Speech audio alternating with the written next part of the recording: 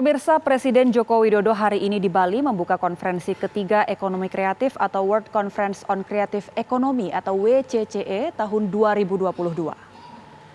WCCE 2022 adalah salah satu side event terkait pariwisata dan ekonomi kreatif pada rangkaian presidensi G20 Indonesia.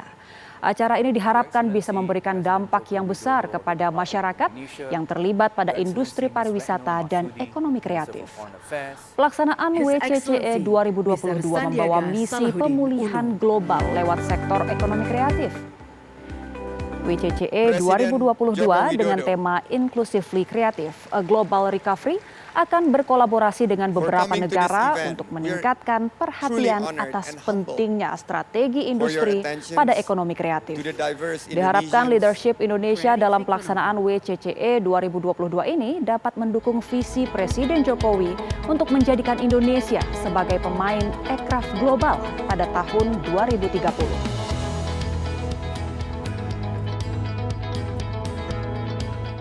Indonesia akan mengambil peran terdepan untuk membangun ekosistem ekonomi kreatif yang inklusif, mendorong peran ekonomi kreatif yang lebih besar dalam pemulihan ekonomi global.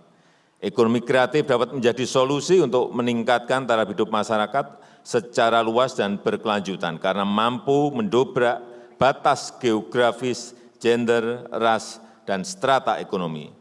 Ekonomi kreatif bisa menjadi pilar utama untuk mendongkrak pertumbuhan ekonomi yang inklusif, pertumbuhan ekonomi untuk semuanya. Pemirsa, G20 menegaskan komitmennya sebagai forum utama untuk kerjasama ekonomi internasional yang bertujuan mempersempit ketimpangan pembangunan serta mengentaskan kemiskinan global.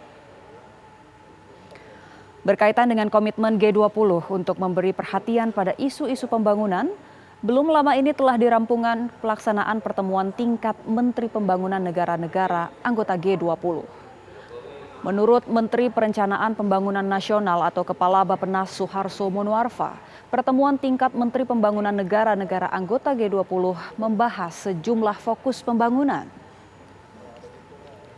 Di antaranya percepatan pencapaian target pembangunan berkelanjutan, perluasan skala pembiayaan inovatif yakni blended finance, peningkatan produktivitas dan daya saing UMKM, serta transformasi ekonomi dengan implementasi ekonomi hijau dan ekonomi biru melalui pembangunan rendah karbon, termasuk pembangunan berketahanan iklim.